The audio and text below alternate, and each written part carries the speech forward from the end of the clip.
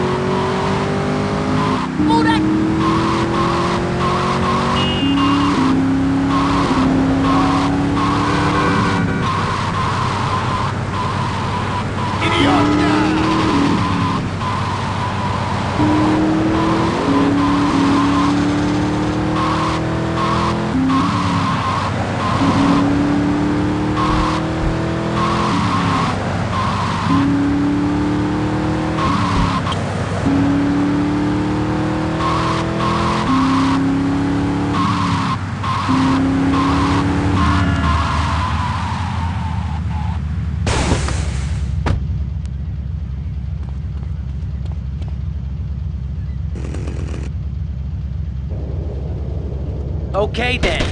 You understand where this is headed?